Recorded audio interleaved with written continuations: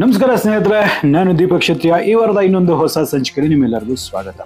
ಈ ದಿನ ನೀವು ದಿಢೀರಂತ ಮನೆಯಲ್ಲೇ ಒಂದು ಅದ್ಭುತವಾದ ಸಾಂಬಾರ್ ಪುಡಿನ ಯಾವ ರೀತಿ ಮಾಡಬೇಕು ಅನ್ನೋದನ್ನ ಸಿಂಪಲ್ ಆಗಿ ಪ್ರತಿಯೊಂದು ಅಳತೆಗಳ ಜೊತೆ ಈಸಿಯಾಗಿ ತೋರಿಸ್ಕೊಡ್ತಾ ಇದ್ದೀನಿ. ಹಾಗಾದ್ರೆ ನೋಡುವ.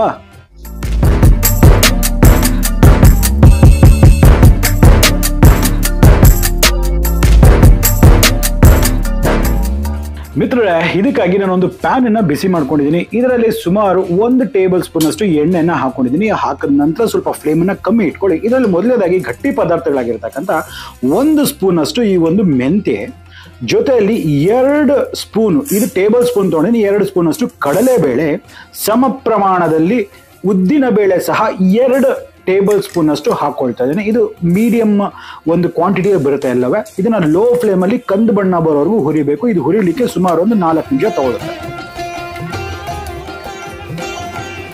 ನೋಡ್ತಿದ್ರಲ್ಲ, ಪರ್ಫೆಕ್ಟ್ ಆಗಿ ಹುರಿದಿದ್ದಾಗಿದೆ. ಲೋ ಫ್ಲೇಮ್ ಅಲ್ಲಿ ಹುರಿದ್ರೆ ಮಾತ್ರ ಈ ಒಂದು ಈವನ್ ಕಲರ್ ಬರುತ್ತೆ, ಒಂದು ಒಳ್ಳೆ ಪರಿಮಳ ಬರಕ್ಕೆ ಶುರು ಆಗುತ್ತೆ. ಇಷ್ಟು ಮಾತ್ರ ಆದ್ರೆ ಪರ್ಫೆಕ್ಟ್ ಆಗಿದೆ ಅಂದ್ಬಿಟ್ಟು ಅರ್ಥ.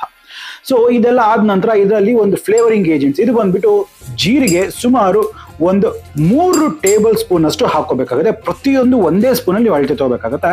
ಈಗ ಧನಿಯಾ ಅಂತ ಹೇಳಿದ್ರೆ ಕೊರಿಯಾಂಡರ್ ಸೀಡ್ಸ್ ಇರುತ್ತಲ್ಲ, ಇದನ್ನ ಟೋಟಲ್ ಆಗಿ 6 ಟೇಬಲ್ ಸ್ಪೂನ್ ಅಷ್ಟು ಹಾಕೊಳ್ತಾ ಇದ್ದೀನಿ. ಈ ಪ್ರಮಾಣಗಳು ತುಂಬಾ ಅಂದ್ರೆ ತುಂಬಾ ಇಂಪಾರ್ಟೆಂಟ್ ಆಗುತ್ತೆ. ಈಗ 2 ಎಸಳು ಕರಿಬೇವಿನ ಸೊಪ್ಪು, ಇದು ಆಪ್ಷನಲ್ ಇರುತ್ತೆ, ಹಾಕೋದ್ರಿಂದ ತುಂಬಾ ಚೆನ್ನಾಗಿರುತ್ತೆ. ಇದು ಹಾಕ್ಬಿಟ್ಟು ಇದನ್ನೆಲ್ಲ ಈವನ್ ಆಗಿ ಕಲರ್ ಬರಬೇಕು, ಆ ರೀತಿ ಹುರಿಬೇಕಾಗತ್ತೆ. ಇದು ಆಗ್ಲಿಕ್ಕೆ ಸುಮಾರು ಒಂದು 3 ರಿಂದ 4 ನಿಮಿಷ ತಗೊಳುತ್ತೆ. ಈಗ ನೋಡ್ತಿದ್ರಲ್ಲ ಎಷ್ಟು ಪರ್ಫೆಕ್ಟ್ ಆಗಿ ಇದು ಹುರಿದಿದೆ ಅಂದ್ಬಿಟ್ಟು.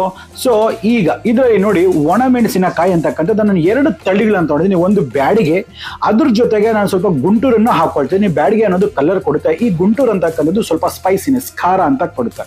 ಸೊ ಬರೀ ಒಂದು ಹಾಕಿದ್ರು ಕೂಡ ಅದು ಮ್ಯಾಚ್ ಆಗುತ್ತೆ. ಸೊ 2 ಕಾಂಬಿನೇಷನ್ ಮಾಡಿ ನಾನು ಹಾಕ್ತಾ ಇದ್ದೀನಿ. ಸೊ ಈಗ ಈ ಒಂದು ಚಿಲ್ಲಿ ಅಂತಕ್ಕಂಥದ್ದು ಏನಿದೆ, ಈ ಒಣಮೆಣಸಿನಕಾಯಿ ಅಂತಕ್ಕಂಥ ಸ್ವಲ್ಪ ಕ್ರಿಸ್ಪ್ ಆಗಬೇಕು, ನಮಗೆ ಗ್ರೈಂಡಿಂಗ್ ಅಲ್ಲಿ ಈಸಿ ಆಗಬೇಕು. ಅಲ್ಲಿವರೆಗೂ ನಾವು ಇದನ್ನ ಕ್ಲೀನ್ ಆಗಿ ಹುರಿಯುವ.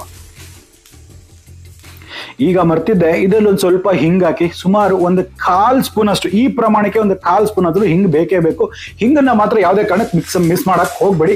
ಆ ಹಿಂಗನ್ನ ಹಾಕ್ಬಿಟ್ಟು ಹುರಿತಾ ಇರಿ. ಮನೆ ಎಲ್ಲ ವಾಸನೆ ಹೊಡೆಯಕ್ಕೆ ಶುರು ಆಗ್ಬಿಡುತ್ತೆ, ಅಷ್ಟು ಗಮ್ಮಂತ ಬರ್ತಾ ಇರುತ್ತೆ.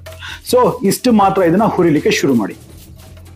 ಈಗ ನೋಡ್ತಿದ್ರಲ್ಲ, ಇಷ್ಟು ಮಾತ್ರ ಆಗಿದೆ. ಇದನ್ನ ಕಂಪ್ಲೀಟ್ ಆಗಿ ತಣ್ಣಗಾಗ್ಲಿಕ್ಕೆ ಬಿಟ್ಟು ಇದನ್ನ ಒಂದು ಮಿಕ್ಸಿ ಜಾರಲ್ಲಿ ಹಾಕೊಂಡು ಫೈನ್ ಆಗಿ ಒಂದು ಪೌಡರ್ನ ಮಾಡ್ಕೋಬೇಕು. ನೋಡ್ತಿದ್ರಲ್ಲ, ಈ ತರ ಒಂದು ಪ್ಲೇಟ್ ಅಲ್ಲಿ ಟ್ರಾನ್ಸ್ಫರ್ ಮಾಡ್ಕೊಳ್ತೀವಿ. ತಣ್ಣಗೆ ಮಾಡಿದ ನಂತರ ಒಂದು ಫೈನ್ ಪೌಡರ್ ಮಾಡ್ಕೋಬೇಕು.